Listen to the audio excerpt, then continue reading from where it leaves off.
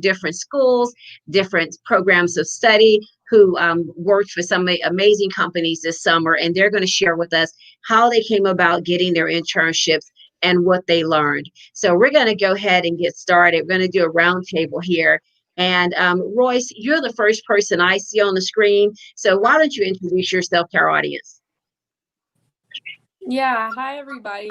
My name is Royce Johnson. I am a senior marketing student with a minor in public relations attending North Carolina A&T State University in Greensboro, North Carolina.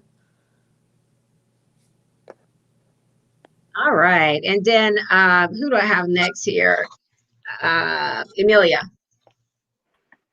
Hello, everyone. My name is Emilia Diaz. I am from Maracaibo, Venezuela, but I'm currently in Houston, Texas, where I attend the University of Houston. I'm studying industrial engineering. And this past summer, I had the opportunity to intern with Cisco. Cisco. Is that the Cisco Foods? Not Cisco, the tech company. The tech company, Cisco. Okay, awesome. I know a little bit something about them from my AT&T days. And you're from Venezuela. I don't think I knew that. I have some great friends from Venezuela that I met here in Houston. Yes, there's a lot of us here in Houston, definitely. Yes. And I'm in Houston, right across from U of H. So if you ever need anything, just give me a shout. Awesome. That's good to know. All right. Darius, introduce yourself to our audience.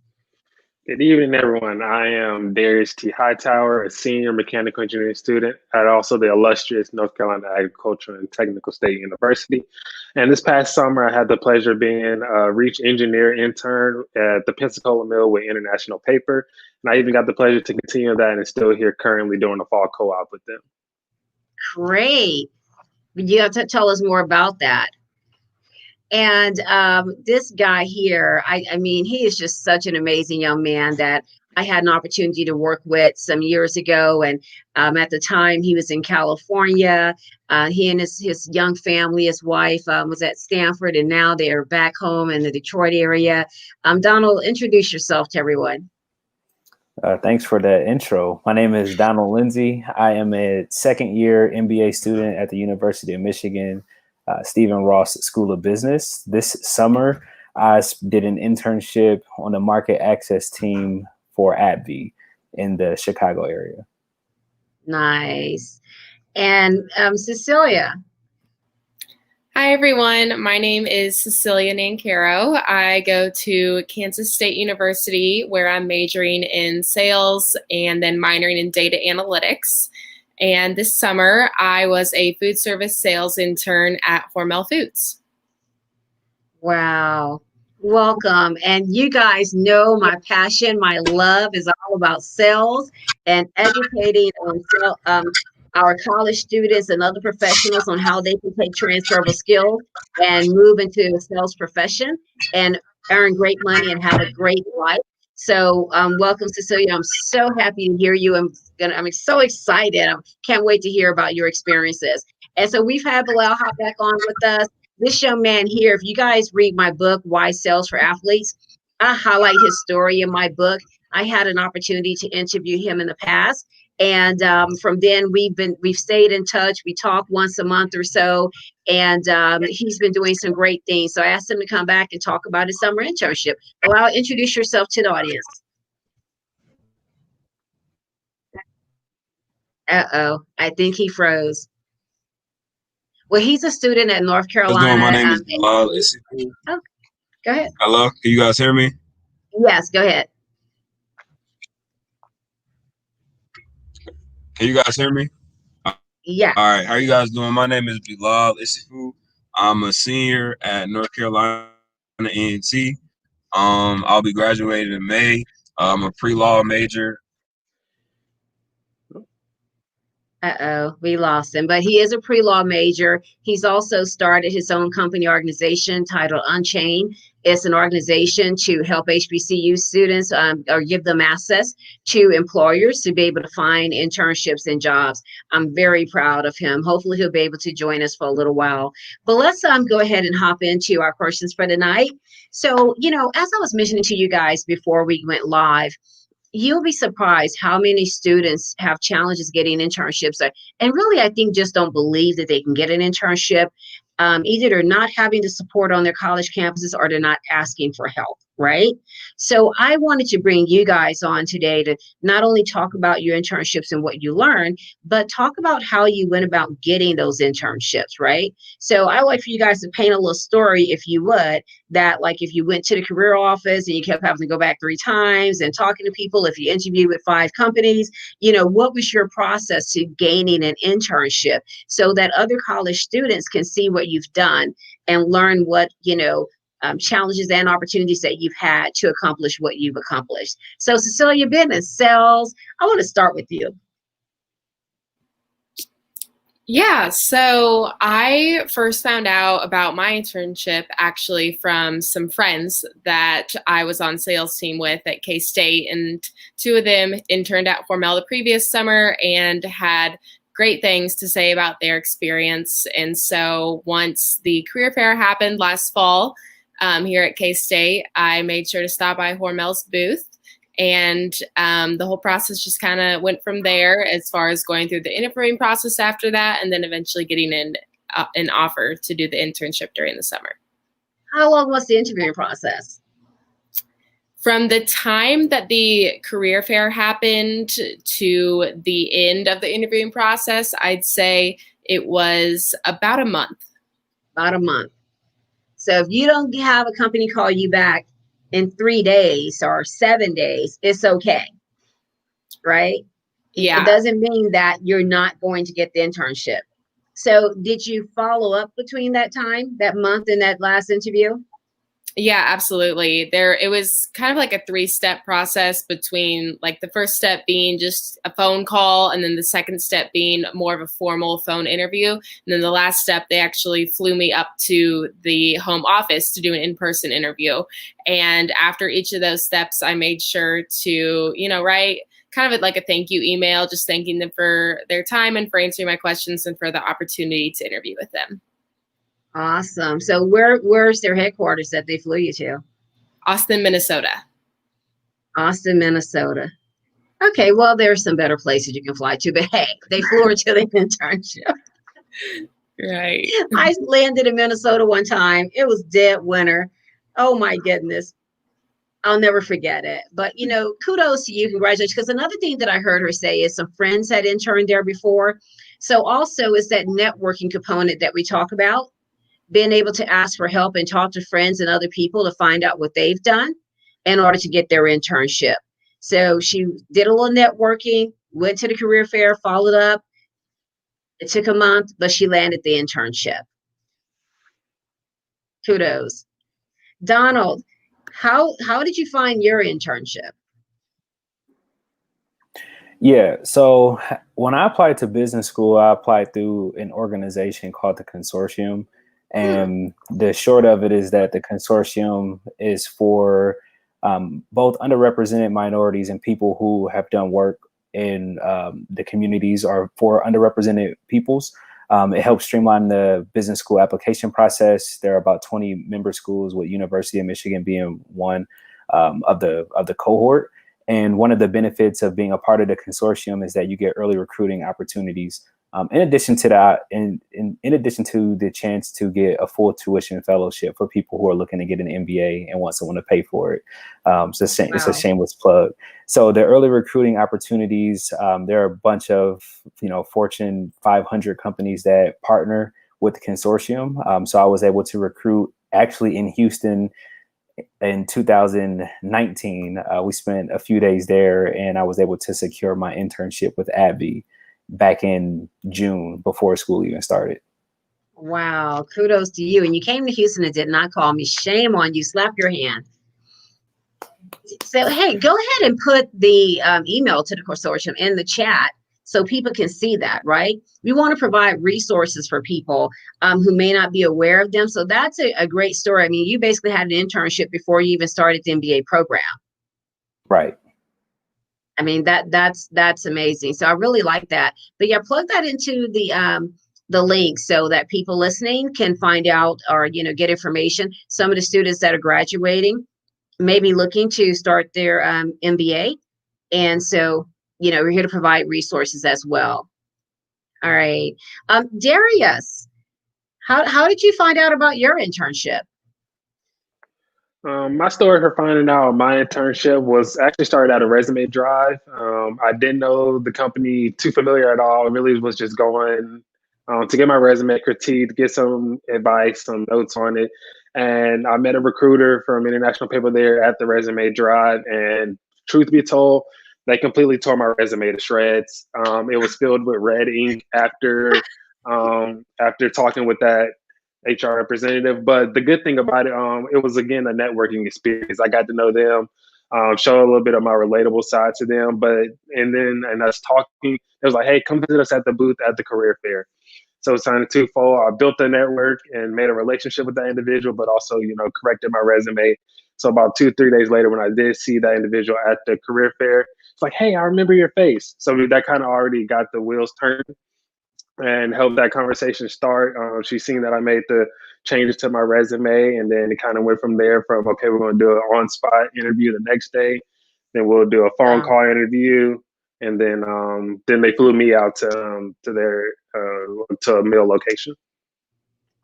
Now, I'm very familiar with them. I've worked with them before as a corporate customer, and I think it's a great organization. And so that just lends again to my point that a lot of students try to apply for the big companies and the bigger and the better, what have you. And you really have to hone in and do a little research. And you have to, if you go to, I went to National Black MBA 2 years ago. It was in Detroit. It was in Detroit, Michigan. And the line for Google and, all the tech companies was so long. So I was there representing my company. And I just went up to the students, like, you want to stay in this line or you want to come over here and talk to me and, speed up your getting the job process? Because my company also has a huge technical department in Chicago, right? So I think that's great. And also, I heard you say they marked up your resume at first, but you took the feedback and you corrected it. And you didn't go to your room and hide under your pillow. You took the feedback, you corrected it, you still went and networked and shook some hands, which led to your opportunity. Yes, Is ma'am. that about right? That sums that, because I want people to really know that it's a process and it's not always easy, but the one that gets up, the one that's steady, is going to be the one that make it happen. So I always say every day, make it a great day, make it happen.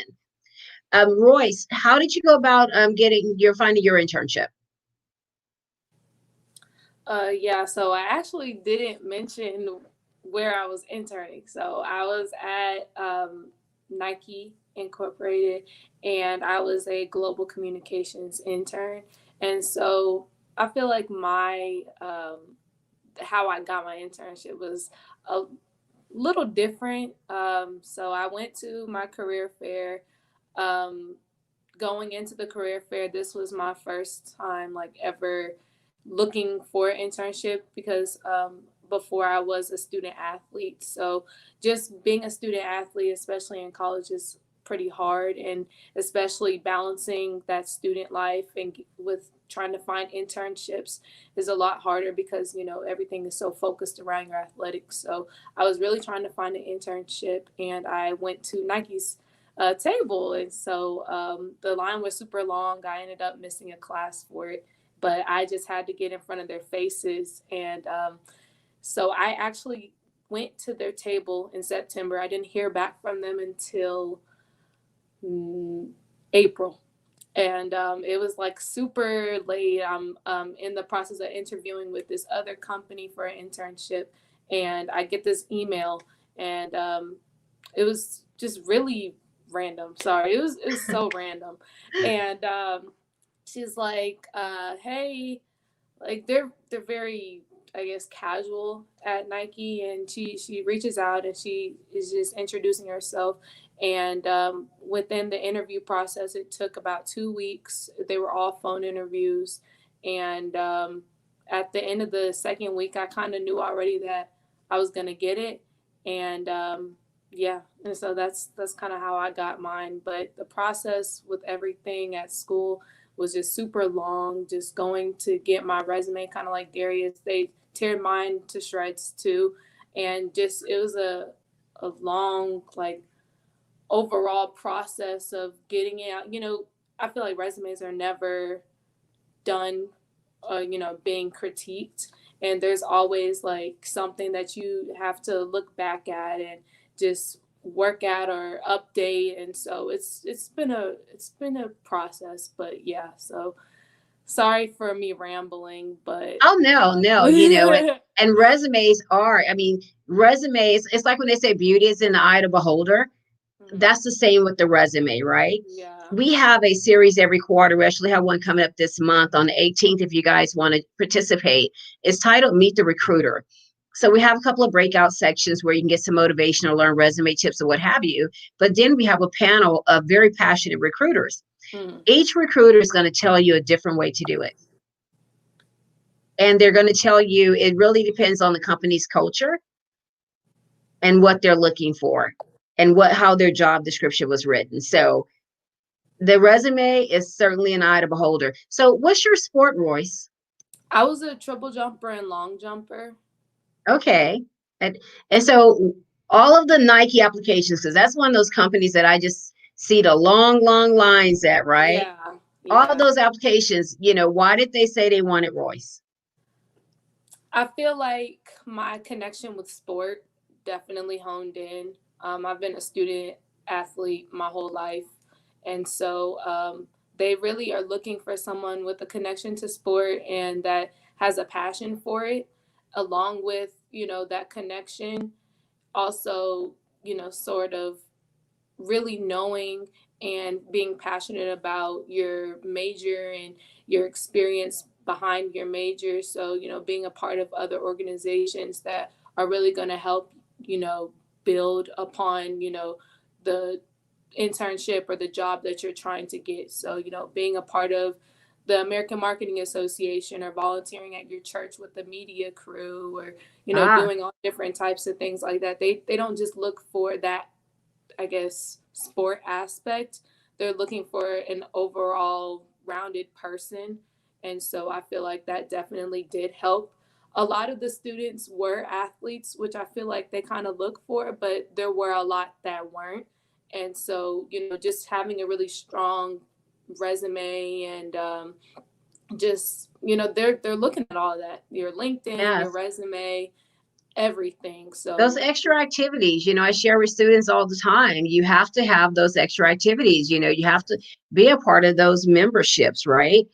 You have to volunteer. You need to put yourself out there. Maybe even do an internship that's not paid at a smaller company to be able to get the internship that is paid with a larger company the next time. mhm, So, absolutely. yes. But, I did hear you applied in September. You didn't hear back from April. I don't know how many people want to have that pressure, but okay. Yeah, You they may want to try honestly multiple companies. they So, weren't even on my Emilia, tell radar. us how did you find your internship? Yeah, so I have been involved with SHEF, the Society of Hispanic Professional Engineers, for maybe like 3 years now.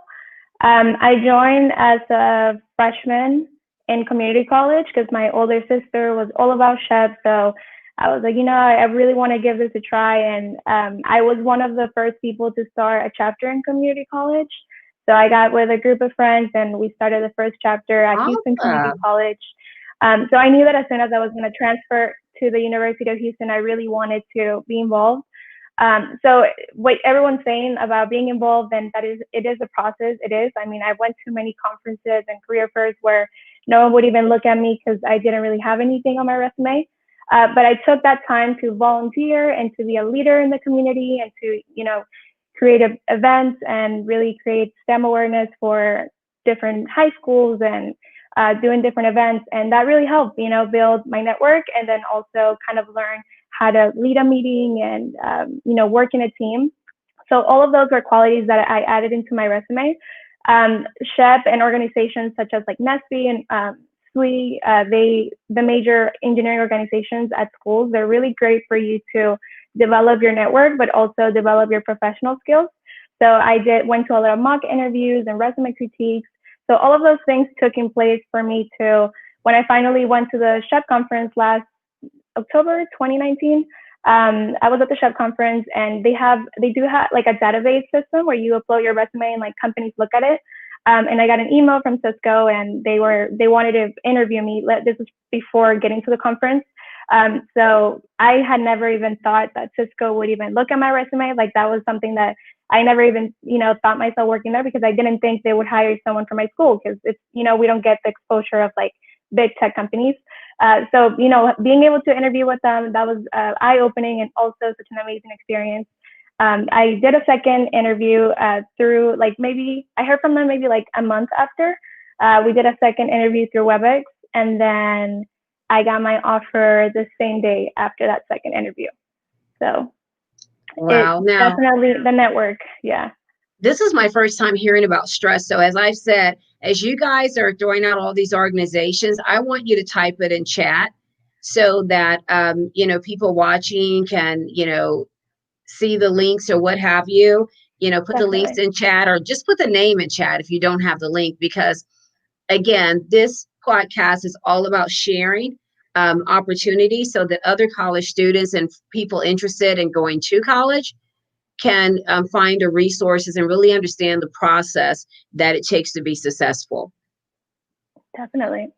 Donna, I want to pop back to you, because I know a lot of college students that say, I want to go into my MBA program right out of college. And they said, well, you need to have some work experience, which, I'm in agreement with. My company actually paid for me to get my MBA while I was working. And so when you were applying, share with us your story after college and between now going back for your MBA. What did you do, and how do you think that maybe helped you get accepted into the MBA programs? Got you. Yeah, so I think on average, most people who are going into an MBA program have anywhere from 3 to 5 years of work experience before starting school. And so I was coming in with about 6 years of experience. I worked in the Detroit area for 4 years, just kind of moving around from company to company for a little bit, trying to find the best place from a pay perspective, because I'm fresh out of college. I got things I want to do and take care of course. So that was big. But then really looking at companies that gave me an opportunity to grow within an organization or had adequate resources, were looking to train their employees, so forth and so on. And I did that because at that time I had the seed in my mind that I wanted to get my MBA. And I knew that, having as much experience as possible within sales, because I was working as an account manager, was going to help me beef up my application. And at that point, we had a sudden life shift. We moved from Michigan to California. And that's when I then started with Granger. And what I tried to get out of my jobs were and I think that when we think of people who are going to B school, like a lot of people have the feeling around imposter syndrome, like, oh, everyone's great, they're dynamic, how can I compete with them? But the reality is that a lot of times people are they're either really good at what they do, or they're very good at telling the story for the experience that they've had at that point. And so I spent my time in sales really working on those skills that I felt would be important for me to be able to survive in B school, but that also helped me with the further career transitions that I wanted to get. So I spent a lot of time focusing on building the relationships with my customers. As a salesperson, of course, working to meet sales quotas and showing that I'm able to do the job that's been presented in front of me. But I also use it as an opportunity to network within the organization, reach out to people who either had completed their MBAs or who had done some type of advanced degree, to hear about the ways in which they prepared. And then trying to, again, tie that back to what it is that I wanted to do post business school. So thinking a few more years in advance. And so what that allowed me to do was tell the story of what I appreciated about being in sales, the experiences that I gained, bullet those things down, why I wanted to go to B school, which was multifaceted, but the main points were to switch careers. And then, I'm a first generation college student, both for undergrad and for an advanced degree. So just continuing to be a role model and a leader in my family. and then tying those insights into what I wanted to do post B school. And at the time, I was interested in both marketing and human resources. Both of them have a storytelling component to them. So just really focusing on that piece of my work experience and why I felt that was necessary. And I think it's just an important time my advice to anybody who is looking to make the transition from work and getting an MBA or any advanced degree is to really just focus on the why, because the why for yourself, why do you want to go and get it at the time that you're looking to do so? And then what do you plan to do once it's all said and done? And like most things, that can change within a year. I was pretty gung-ho about the human resources stuff, and now I'm full swing for marketing. But, it just really depends on, again, what your goals are, the things that you're setting out to do, and how you're able to match that up with what the school offers and then the companies that you want to work for as well. Well, thank you for sharing, because, you're the unique person here on the call, right? Everyone else is actually in college, and you've kind of been there, done that, and now you're in the MBA program. So I wanted to, allow you an opportunity to share that, because, we're on LinkedIn Live right now, right? And YouTube and Facebook. And I'm sure there are some people out there thinking, I would like to go get my MBA, right? And then they're saying, but, right? I'd like to get my MBA, but, right? And then also want people here on this panel to hear, kind of what they need to do to prepare and go to that next level, and I'm sure, they're probably thinking, oh, I got to call him because he's already in sales. He's already done that. And so I need to get some information. Just don't take it from Joyce, actually call someone else. So, hey, you got a second person on the call. But I also heard you say that you're first generation to get an undergraduate and MBA in your family. So kudos to you for that. That's something that we share in common on my mom's side of family. I was first generation too, and her direct line to get a bachelor's, her parents' direct line to get a bachelor's and a master's as well. So, I keep saying I'm going to go back next year and begin working on that PhD. Yeah, I'm going to call you guys. Y'all think about me. May need some advice on some paper writing or something like that. And I'm actually taking a class right now to kind of get myself in the zone of it. But, congratulations on that. And, and taking that role of leadership, because, you have to overcome a lot just to keep your mind right and, and headed in the right direction. So, hey, let's go over to the next step. As I said before, as you guys are mentioning organizations and companies and things, feel free to put it in the chat so that everyone can hear about it. So I want to go back to Cecilia. I want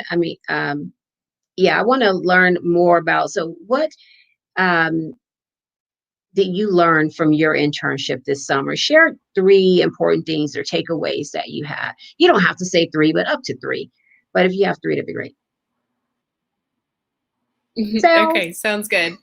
I think probably the biggest thing I learned was how to communicate via video chat, just like we are right now.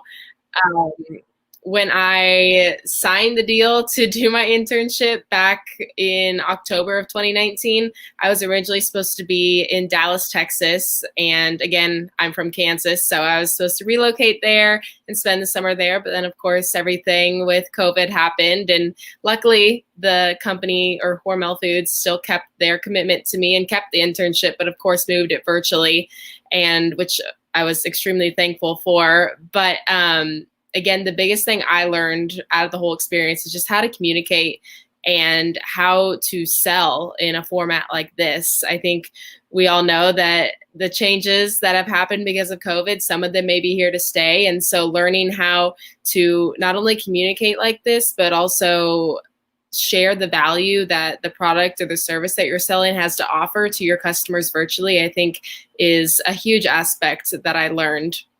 And then another thing I'd say that I learned is time management. This was my first internship that I've ever done during my college career. And so learning how to have a to-do list and then spread that to-do list throughout your time over a week or 2 or more, I think is an incredible skill that I learned and that I'll definitely take with me into the future. And then aside from that, just the communicating virtually and then the time management, something that kind of goes hand in hand with those two things is just learning how to be adaptive. I learned that especially in sales, things are always changing. You always have to keep your eyes open for what may come your way. And so learning how to be adaptive when communicating or adaptive during time management is definitely another You skill said a that I'll mouthful take with that away. adaptability, especially in the sales. And I know Donald can say yes, he's nodding his head a little bit, because in sales, we have to adapt to new things all the time, right? COVID is one that, is a little above the bar, but we're always having to understand that we have to be flexible in things. Our company may say, hey, Joyce, we need you to go focus on this industry. We need you to focus on this vertical. We need you to do this. And, you have to be able to shift quickly and refocus. But I definitely can appreciate too the communication, communicating virtually. And one thing that you said about some of the things that we're doing now, we're not going back. There's going to be a new norm. I say this almost every call that I have. There's a new norm. We're not going back. Some of the things that companies have put in place and that they've tried, they're going to move forward with those things. And so we have to be able to adapt quickly. Time management is going to be absolutely key to that. I heard you do a to-do list. I try to do a to-do list every night. Sometimes I'm falling asleep and I just take my phone and put it in my calendar of what I need to accomplish that day and start checking off on them. So all great takeaways, great takeaways. We're going to hop over to Darius. Darius, tell us a little bit about your internship and some takeaways you had. What did you learn this summer? So and first I have to shout out to International Paper for getting all their hard work. And actually my internship was in person. So I was on site here at the Wow. Pensacola Mill starting in June. So that was a challenge itself, working through COVID in a mill with about a good 5,000 workers. That was a test on its own. But as far as key takeaways from learning experiences, the biggest one was going from transition from textbook to in-person and tangible things of learning.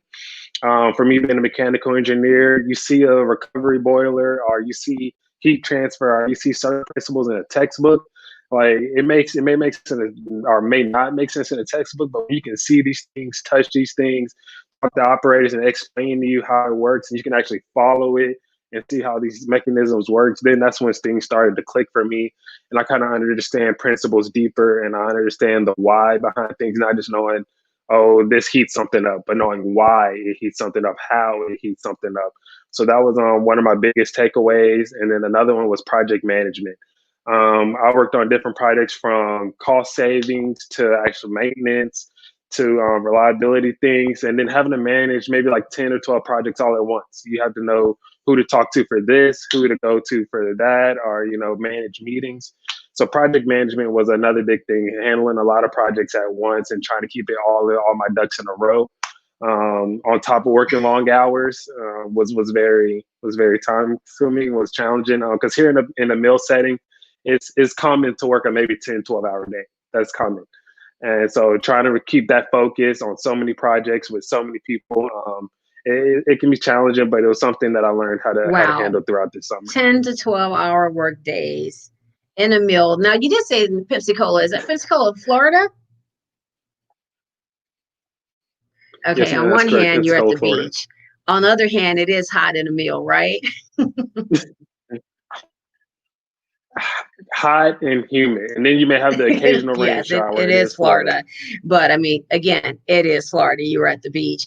But, that's just great. The project manager, you said, managing 10 projects and knowing who to contact. So now you're having to build your corporate network. And one of the things I talk to students about is learning how to build your network in college. Sometimes I have conversations about understanding the corporate pie, which pie stands for performance, image, and exposure. And so your performance is one thing, your image about who you are, how you conduct yourself, and how you bring yourself to work is another. But then the exposure, who you reach out to, how you build your network, and what you do is something different and something that often helps people to find out about new opportunities and get promoted. So when you are managing 10 projects, you'd better build that network very quickly. You better get that list going of people you need to reach out to ask for help and to know who can support you when and where. Definitely. Yeah. So you probably have, a huge list of contacts with the company now. Within the company, outside the company, vendors, it's an extensive list, and it's amazing how it's grown within 2 to 3 months. And of course, you're connected to them all on LinkedIn, correct? We're getting it. That's been my learning experience from this summer, using LinkedIn more often and making those connections. Using LinkedIn more often. Who did I reach out to on LinkedIn? Haha, right? So I didn't know all of you guys before, right? But I used, and then with Cecilia, I used my network, right? One of my good friends is a professor at Kansas State. She introduced me to Don, who leads the program that Cecilia's in. I emailed Don and said, hey, do you have a student that can join the podcast?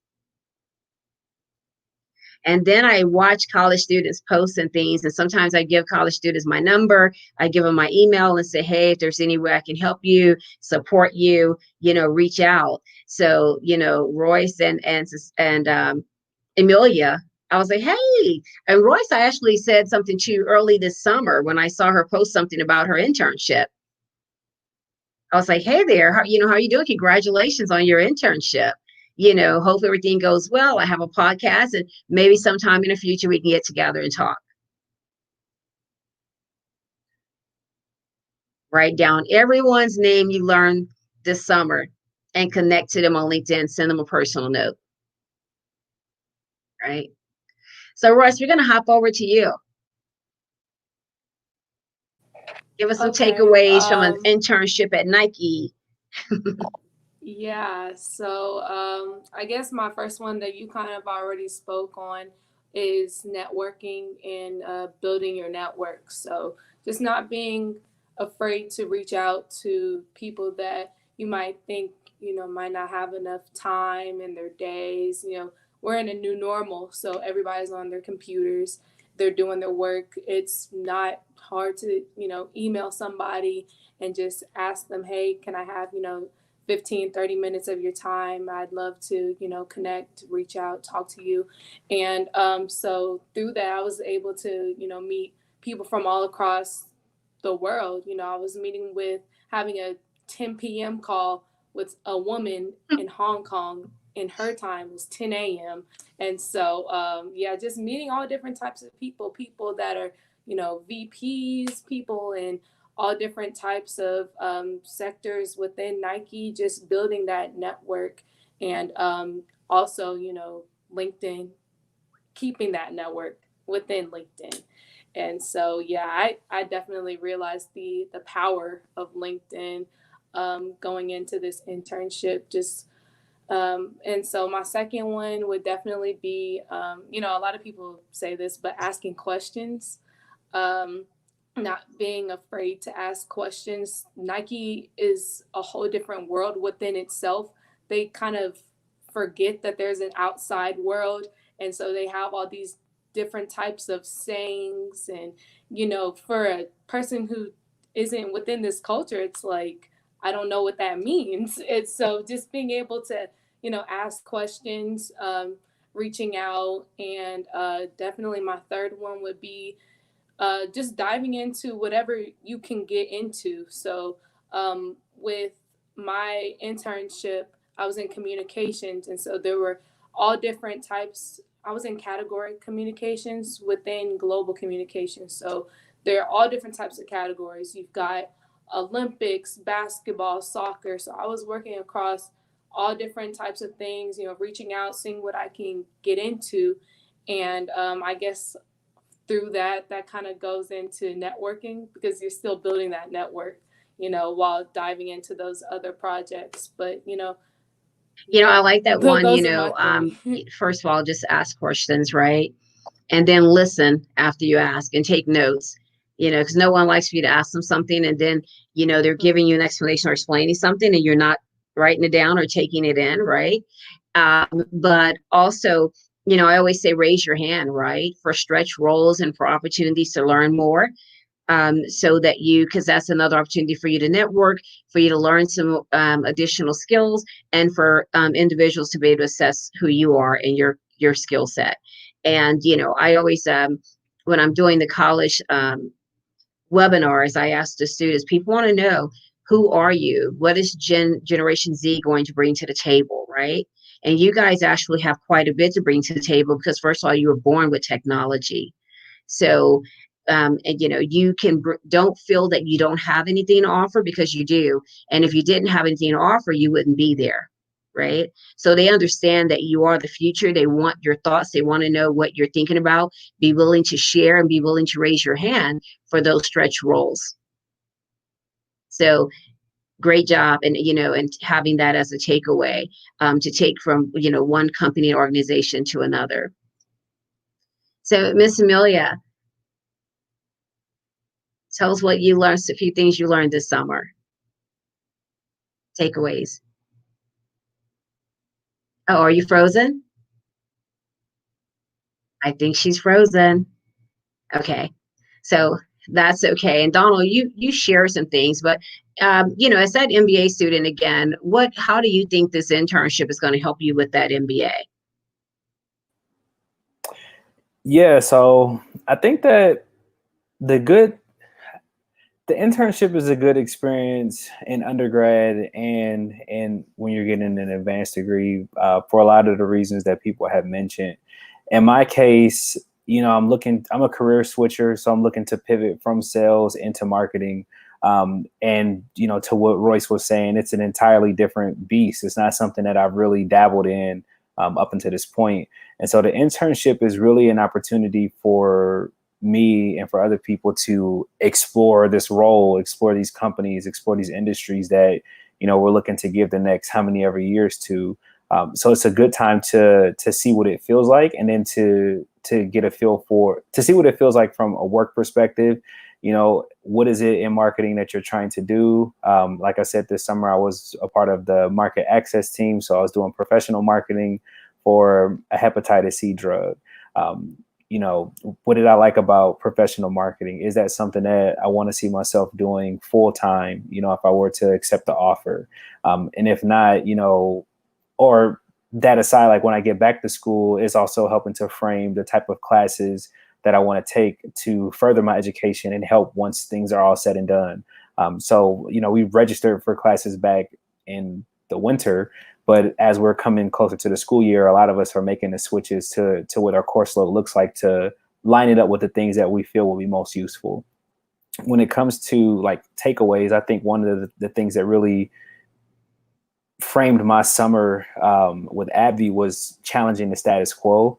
And there are a number of ways in which you can do that. But to your point, Joyce, if they didn't want you there, you wouldn't be there, quite frankly. And I think that a lot of times we feel as an intern that, our role with the company is still pending. And so we want to tread lightly and see how we can fit and interject ourselves within that corporation or that culture. But there's really a big opportunity for you to show them an outside perspective. And I tried to do that in a number of ways. One was in the work that I was given. So for people who don't know the pharma industry, it's very regulated. It's super sterile. It's not as creative and flexible as like a Nike can be, just given the nature of the products. But with that being said, that doesn't mean that things have to stay the way that they are. And so I leveraged a lot of my own insights that I've seen in school and in work to try and challenge what was considered the status quo for the team, and just thinking of how we can connect with the consumers. And then this was also, I started my internship on the wake of George Floyd's murder, Breonna Taylor's murder coming to light, and Ahmaud Arbery specifically. And it was an opportunity to challenge the status quo around having conversations about anti-racism in the workplace and what it means to be champions of diversity, equity, and inclusion. A lot of the times it's uncomfortable because I don't want to have to be the one to do so. But again, you're there to leave an impression and show them why they hired you in the first place. And so you have deliverables that you can complete. And if you check all those boxes, I'm sure you'll be fine. But my advice is, going forward, to try to find different ways to leave your mark at the companies that you're a part of or whatever organization that you're in. And it could fall anywhere on the spectrum, but it's just all relative to your own experiences. Yeah, absolutely. Because great feedback and taking the lead and opportunity to be able to share. You know that I was very active in diversity and inclusion. I'm taking a class right now from Cornell's certificate program on diversity and inclusion, and it's important conversation. So, and when you're an intern or someone, maybe a contract person or what have you, sometimes people may feel a little concerned to push the envelope. But again, I like that about you. I like your fearless approach to the workforce prior to going into your MBA to say, let me see if I really like it in this industry or that industry and test the market, because that gives you an understanding. First of all, a job is a two-way, right? You need to get from it as much as you give to it. And so you have to be able to be in a place where you're comfortable and where you comfortable with to share your own thoughts.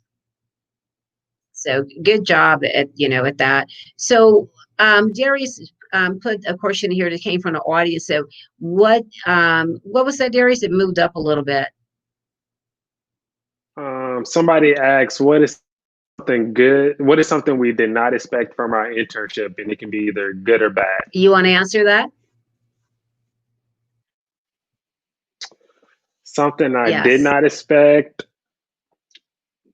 One thing I didn't expect was, again, going back to the climate of COVID-19, learning how to be an engineer in COVID-19. It can be hard to social distance while inside of a recovery boiler or inside of a tank. Still meaning 6 feet apart when there's some engineers in here trying to fix and fabricate something. So what I didn't expect is I had to think outside the box in that aspect. How can we still have meetings? How can we still drive change and drive and get winning results amidst this circumstance? We still got to have meetings. We still got to be in a plant and do a job and make paper. People need paper. They need toilet tissue and such. So thinking outside the box and how can we still get these things done, but get them done safely? Get them done safe. So that was something. So that was something that I had to think outside the box on, and didn't expect, like, as far as the tracing. We do a lot of people tracing, our contacts tracing. So that was something I didn't expect, but I'm glad that my company does do such to keep me safe. Right. And doing that in the climate that you did, because I've been in mills before, and they're hot. So then you add the PPE and additional PPE that you had to protection equipment that you had to wear in order to be in COVID, right? And then, as you mentioned, some people have internships. I think they're thinking, oh, I'm going to go to work and max I'm going to work 8 hours a day. And I'm like, no, buddy, you were working 10 to 12 hours here. I'm sure you didn't expect that. Did not expect that, but it was all great learning experience. Again, learning how to think outside the box. There's not always one way to do certain things, so that's one thing that I learned from that experience and didn't expect. Great. I see Amelia's back. Amelia, we were, a question came from the audience. What are some of the things that you learned during your summer internship, good or bad, that maybe you didn't expect to learn? Would you like to share something with the audience? Yeah, definitely. One of the biggest things that I learned was to work in a cross-functional environment, because I think a lot of the times, like from my previous internships, I was used to working with one person, like you're assigned to that one person, that one project. But this, I guess, everything being online gave interns the opportunity to kind of work with all kinds of teams. So my project was very much all over the place, and I had to set up meetings, like one-on-one meetings with the Department of Engineering and the supply chain and the planning department. And I also had they do this competition, like case competition for the supply chain interns. That was something that I was not expecting. I thought I was only going to be working on a project, and next thing I know, we were, we had a panel of 700 people watching us, and we were presenting a different case.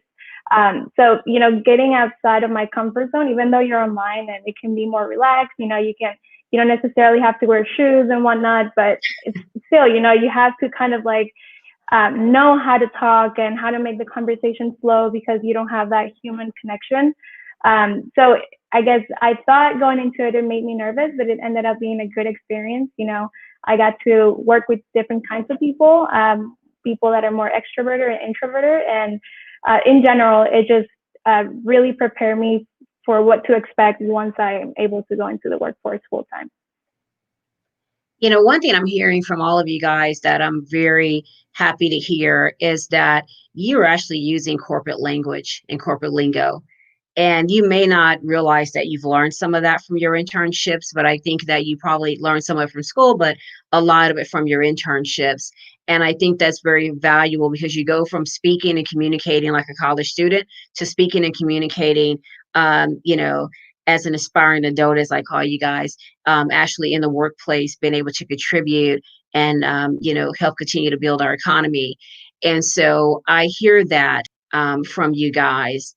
And I have one of my books is Top 10 Sales Tips for College Grads. That book is based on the fact that when young people come into corporate America, we're kind of tired of you just bringing your resume and your social security card and your ID, right? We want you to come in and have a plan. We want you to put a stamp on things. We want you to make a difference. We want you to come in and have an impact, to be able to network and bring your thoughts and your training and things that you've learned and you're exposed to in your lives to make the company better. And so I think if there's any takeaways from our audience who's interested in internships and who are college students currently today, or even adults who you're wanting to make a transition into another field, sometimes a paid internship in that field is a way to get you in. And so I hope that you guys are hearing from these young people today, the opportunities that come with internships, what they bring to the table, and what they do to just help you be prepared for the workplace. So I think that you guys have all done a great job. Your companies, I'm sure they were happy to have you. Like I said, you were there because they wanted you there. I want you to continue to believe in yourself and continue to believe in what you bring to the table. Always honing your skills. I hear a lot about you guys saying you're going to conferences and things. Continue to invest in yourself. If your companies don't send you to conferences or pay for you to be in organizations, then pay for yourself. But always ask your company first. You'll be surprised. Sometimes they'll say yes. But if they say no, invest in yourself, right? You maybe can negotiate and say, well, if I pay for it to go myself, can I just have it, as cup days or something? Do I not have to take vacation time? And you'll be surprised because some leaders will say, okay, well, you don't have to take vacation time. Go ahead. That'll be my contribution to your learning experience. But then when you get back from that conference or what have you, take time to put together a PowerPoint presentation or something, or whatever you guys are using now, movies or what have you. My niece told me PowerPoint was really old. I don't know because I still use it. But, put together a presentation and share it with your team and your leaders to help them understand what you learned from that experience. So is there any other questions that anyone see? Or Monica, are there any other questions from the audience that you can pop in here? Okay, Monica said no other questions from the audience. Do any of you have a question for myself or anyone else on the panel? Come on, hop in there. I had a question for Donald. So I'm planning on getting my MBA, and so I wanted to do that after graduating. So how would you recommend is the best way to, I guess, start looking for the best MBA program that works for you now? Yeah. So there's a few pointers that I would give. I think that, all things considered, well, one, you have to figure out what type of MBA experience you want. I think COVID is making that decision for a lot of people right now, and that whether you choose online or full-time, you're likely to be virtual. Some schools are doing a hybrid format. I know Michigan is one that's at least trying it out, and we'll see if they are able to maintain it.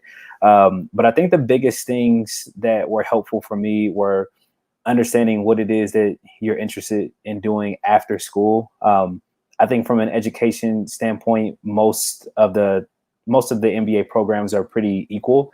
And I'm thinking of the schools within consortium, like they're within the top 35 ranked schools. For the most part, the education is the same. It's really what does the school specialize in, and if that aligns with your career interests. So I know that, Michigan is a school that recruits pretty heavy in tech. It also recruits pretty heavy in marketing. And then there's also a big healthcare presence. And so that just kind of lined up with the things that I was most interested in. So understanding what companies are going there to recruit, what type of professors they have, and where a lot of the alum are based to get a feel for what your prospects look like after school. You also want to look at the culture. One of the biggest reasons why I chose Michigan, I'm from Columbus, Ohio. If y'all don't know, Ohio State and Michigan football are like the biggest college football rivalry ever. And, I can put my Buckeye pride aside to be at the University of Michigan because I really love the culture. It was actually my now wife, when she was applying to business school, I visited Michigan with her.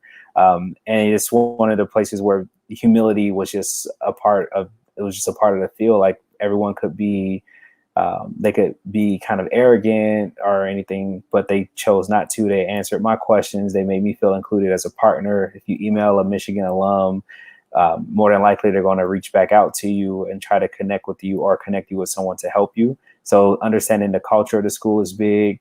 And then just trying to think about what do you want to do when you're there? Like what type of resources are present? Not all schools have the same resources. It's just, it's just a truth. So if you're interested in doing case competitions, most schools you have the opportunity to do so, but some are just a little bit better outfitted to allow you to enjoy that experience. And then just thinking of classroom content, if there's an opportunity to take classes, not just in the business school program, but then also across campus. Some of the other things, more logistical things, just try to connect with people who are alum of the program to get a feel for what it's like. Definitely reach out to admissions. I know at Michigan, if you want the information of the person to reach out to, I can give you his name. But try to connect with the people to get a feel for, they'll tell you what you want to know about the school, but connecting with them, I think is a good starting point to get a feel for the programs. And most colleges have all of their instructors' names and email addresses and departments and things on their website now. So it's pretty easy to go find them. Monica said there's a question on the screen. Can anyone read that? Donald, do you see that? Yeah, the question says, what is your best piece of advice in pursuing an internship with your dream company / position? Best advice. I can answer that really quick. So I would say the best piece of advice is to be patient, because I think if you have a dream company, you're more than likely a hardworking person. So if you're putting in the work and staying involved and building your network, all of those things are great. But I think the one thing that might keep you from that dream job is being patient and believing in yourself, because there are many times that you may get close to that point and it may not happen, but that doesn't mean that you shouldn't keep pursuing it. So as long as you're putting in the hard work, you're building your network, you're participating in extracurriculars and getting good grades, I think it's bound to happen eventually. So it's just a matter of time and just believing in yourself enough to get to that point, and really, once you get there, to really let it sink in and enjoy it. Yeah, I was talking to a friend. Gosh, I can't think of which company he's with now. Yikes, it may be Amazon or something. And he said that the company he's with, he had applied for work with them like 5 times. And this guy's a hard hitter, right? He knows his stuff. He's sharp. He's smart. He has a great network. And a lot of times, unfortunately, but here's a lesson for you guys. Sometimes when roles come open, people are referred to individuals. And so it's kind of like, they know someone. And that's the reason that I say, hey, use your LinkedIn connection, find some people that you can have something in common with and reach out to them, and then be consistent, right? Every once in a while, just quarter or whatever, pop them a note, follow what their post says, and stay engaged. So, keep trying, because, you never know. Just because you don't get it that first time don't mean that you won't get it again. And Ross knows about being patient. Now she applied for Nike in September and she didn't hear back until April. So there you go.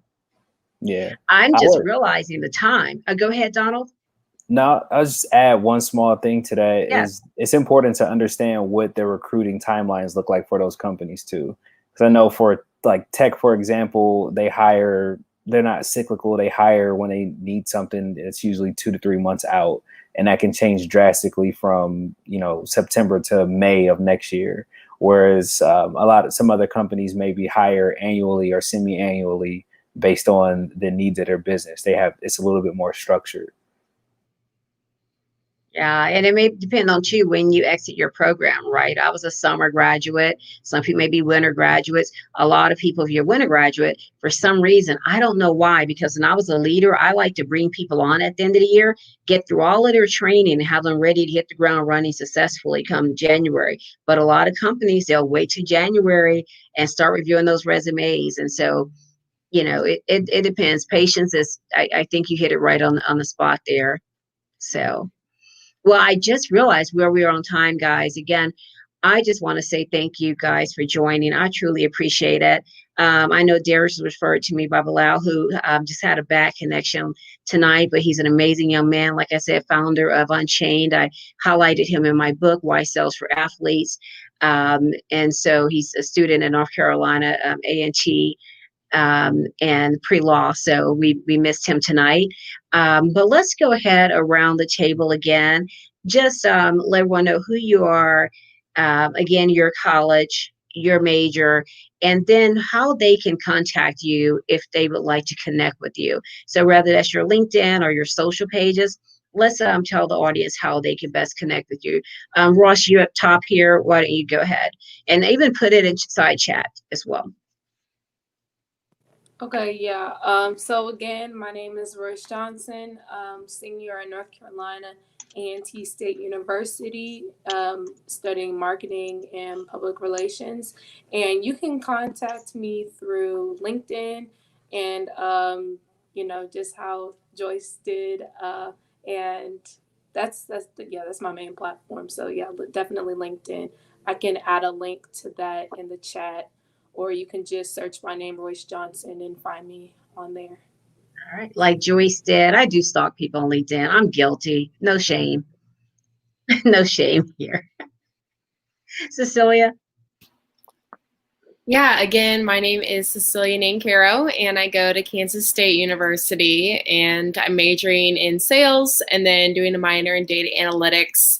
And similar to what she just said, if you want, feel free to reach out to me on LinkedIn. I'll go ahead and put my LinkedIn URL in the chat. Other than that, I am on pretty much every other social media network as well. So again, just search my name if you need to contact me. Thank you. Amelia? Yeah, so my name is Amelia Diaz. I am a junior at the University of Houston studying industrial engineer. And same thing here, if you want to connect with me on LinkedIn, I'll put my link in the chat, but it's Amelia Diaz. And Amelia, I am just across the road from U of H. As I mentioned, I'm over in Edo. I'll definitely take advantage of that. Yeah, we'll have to get together for lunch one day. We'll have to get together for lunch for sure. Darius? Again, I'm Darius T. Hightower. That's how you can find me on LinkedIn, Darius T. Hightower, senior mechanical engineering student at North Carolina A&T. And I would like to give a big shout out to Joyce and all you all for being here on here tonight. It was a great opportunity and I thoroughly enjoyed it. Thank you. And as I mentioned, Bilal introduced us, and I wanted him to talk about his internship at Goldman Sachs this summer because they really connected him to some great people to help him expand his brand with Unchained. And so, look him up, follow him, connect to him on LinkedIn. Really, strong young man. And, before I go to you, Donna, I just have to share one story. You mentioned about the competition between your two schools.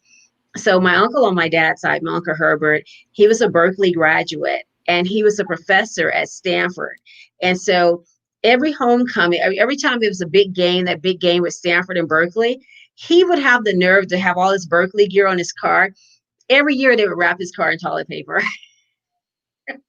It's like he was just asking for it.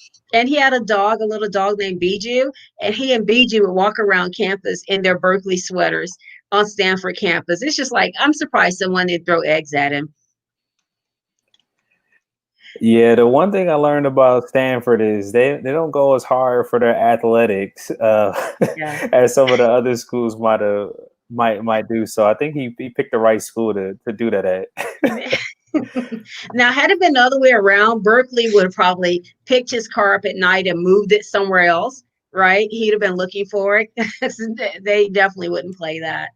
But anyway, so share with everyone, how can they reach out to you? Yeah. So again, my name is Donald Lindsay. I'm an MBA student at the University of Michigan, with getting a certificate in business and data analytics. I put my LinkedIn on here. I can also put my email. I'm a student ambassador for the school as well. So if you want to talk about University of Michigan, MBA or MBA process in general, I'll be more than happy to connect with you and share my insights. Wow, talk about engagement. He just got there. He's like, I'm a student ambassador. Okay, Donald, that's great though. Everyone reach out to him, interested in grad school. Again, to our audience on LinkedIn, YouTube, Facebook, Monica, who's over there navigating all this and making it happen. I say all the time, she's my right hand and sometimes my left as well. Thank you guys for joining us. I am Joyce Johnson, author, speaker, sales champion, coach, and founder of Wise Sales Network. You can find me under LinkedIn at Joyce J. You can find me on all the other social platforms, YouTube, Facebook, Instagram, and Twitter at I am Joyce Johnson. That's IAM Joyce Johnson. Thank you for joining us and make it a great week. Oh, yeah. Bye.